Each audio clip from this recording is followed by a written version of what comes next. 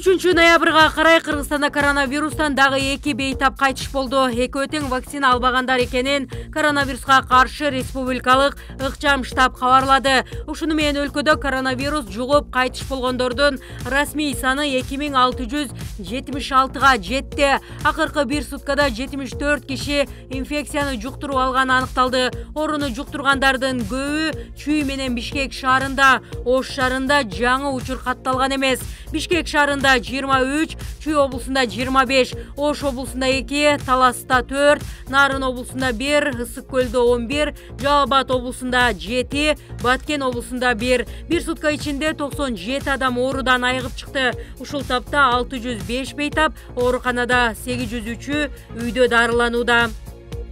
Чүйдө 18 жаштагы кызды Талас тарапка алып качып бараткан 3 жигит кармалды. Билдирмеге караганда 2-ноябрь күнү болжол менен саат 22:00 чамасында Чүйдөгү Сосновка өткөрүү пунктунан ала качуу фактысы аныкталган. Саат 21:30 чамасында милиция кызматкерлерине Ала Тоо совхозунан 2 жигит 18 жаштагы кызды күч менен алып кеткендиги тууралуу кабарланган. Алар белгисиз автоунаа менен Талас тарапты көздөй кеткен айтылган. Мындан улам перехват планы жарыяланып, Сосновка постунан Lexus үлгүсүндөгү автоунаа токтотулган деп айтылат. Маалыматта автоунаа ичиндеги 3 жигит 18 жаштагы кызды күчкө салып алып кетип баратканы аныкталган. Алар Жайыл райондук тергөө кызматына жеткирилгени кошумчаланды. Кыргызстандын президенти Садыр Жапаров Глазго шаарында өткөн дүйнө лидерлеринин климаттын өзгөрүүсү боюнча саммиттин алкагында Facebook'тун кеңсесинде президенттин баракчасы аркылуу түз эфирде кайрылуу жасады. Жапаров анда саммитте көтөргөн маселелерге токтолуп, буга чейин 2027 жылы Бириккен Улуттар уюмунун глобалдык саммитин Бишкекте өткөрүүнү сунуштаганын белгиледи. Дүйнө лидерлери башында турган саммитке 120 мамлекет катышып, алардын катарында Кыргызстан дагы бар. Биз дагы климаттын өзгөрүүсү боюнча дүйнө коомчулугу көңүл бура турган маселелерди көтөрүп, өз көйгөйүбүз тууралуу кайрылуу жасадык. Ушул 2 күндүн ичинде 30дан ашык мамлекеттердин жетекчилери менен жолугуп, эки тараптуу кызматташууну тереңдетүү боюнча макулдаштык. Кыргызстан 2022 жылы Бириккен Улуттар уюмуна мүчө болгондугунун 30 жылдыгын белгилейт. Биз бул мезгил аралыгында Бириккен Улуттар уюмунун активдүү мүчөсү боло алдык. Кыргызстан дегенде асман тиреп, көк мелжиген тоолор, андагы ак кар, көк муздуу мөңгүлөр, жашыл токойлор, жылга-жылгадан шылдырап агып түшкөн өзөн суулар элестейт. Моюнга алуу керек, климаттын өзгөрүүсү биздин көз жоосун алган жаратылышыбызга терс таасирин тийгизип, зыянын келтирүүдө. Мөңгүлөрүбүз тездик менен эрип, кемип баратат. Таза суунун булагы болгон мөңгүлөрдү дүйнө коомчулугу менен биргеликте сактап калуу бүгүнкү күндүн орчундуу маселеси. Өзүңүздөргө белгилүү болгондой, 2002 жылы Бириккен Улуттар уюмунун башкы ассамблеясынын резолюциясына ылайык эл аралык тоолор жылы деп жарыяланган. Биринчи глобалдык тоо саммити Бишкекте өткөн. Бул окуя Кыргызстандын демилгеси менен ишке ашкандыгын биз үчүн чоң сыймык болгон.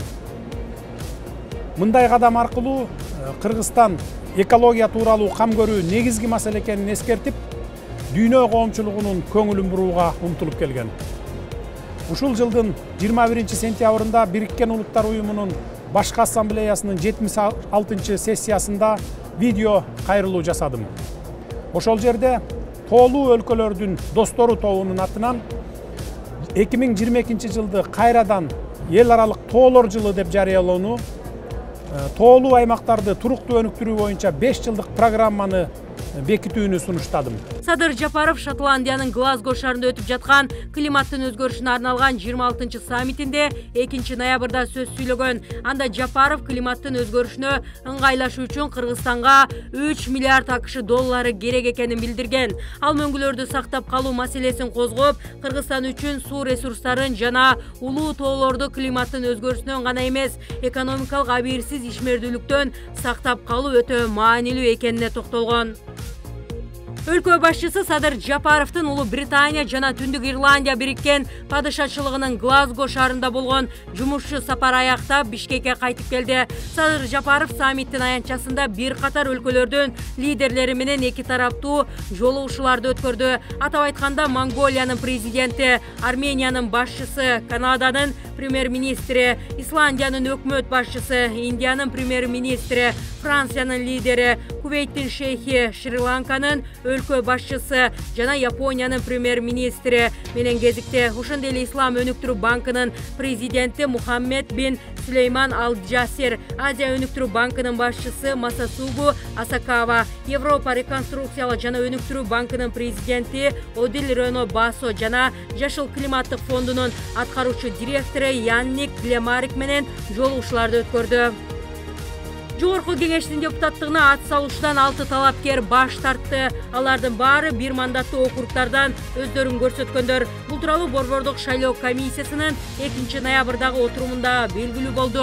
Шайлоого катышуудан баш тарткан талапкерлер: Эркинбек Чодуев, номер 10-чу Куршап шайлоо округу, Токтоналы Нусубалиев, номер 21-чи Талас шайлоо округу, Салима Малдыбаева, номер 36-чы Ысык көл шайлоо округу, Акыл Сайра Жумабекова, номер 35-чи Ак суу шайлоо округу, Улан Карагулов, номер 31-чи Кемин шайлоо округу, Асан Шакиров, номер 13-чү Сузак шайлоо округу. БШКнын төрайымы Нуржан Шайылдабекованын маалыматына караганда, ушуну менен жогорку кеңештин депутаттыгына бир мандаттуу округдардан 306 талапкер калды. Улуттук статистика комитетинин эсептөөсүнө ылайык республикада орточо эмгек акы 19.586 сом болду. Мекеме өткөн жылдын январь-августуна салыштырмалуу орточо маяна 9%га өстү деп эсептеген. Орточо айлык акы Ош облусунда 10,9%, Ош шаарында 13,5% жана Бишкек шаарында 9,9%га көтөрүлгөн. Кыргызстанда ушул жылдын 2-кварталында жашоо минимуму 6.332 сом деп эсептелип, өткөн жылдын ушул мезгилине салыштырмалуу 15,6%га өстү. Бул тууралуу Улуттук статистика комитети билдирди. Жашоо минимуму адамдын күнүмдүк жашоо тиричилигине жетиштүү азык-түлүк менен тейлөөнүн минималдуу наркын камтыган көрсөткүч. 2020 жылы ал 4900 сомду түзгөн. Статкомдун 2020 жылга карата эсеби боюнча ар бир 4-чү кыргызстандык жакырчылыкта жашайт. Бүгүн 23 жашка чейинкилер арасындагы дүйнө чемпионатында Айпери Медет кызы күрөшөт. Мелдештин 3-күндөгү расписаниясы Бириккен күрөш дүйнөсү уюмунун расмий сайтына жарыяланды. Кыргызстандык балбан кыз 76 килограммда ат салышат. Аталган мелдешке Кыргызстандан 2 кыз барган. 2021 жылдагы 23 жашка чейинкилер арасындагы дүйнө чемпионаты Сербиянын Белград шаарында өтүп жатат. Буга чейин грек-рим күрөшүнүн балбандары таймашты. Кыргызстандан барган атлеттер азырынча байгелүү орундарга жете элек.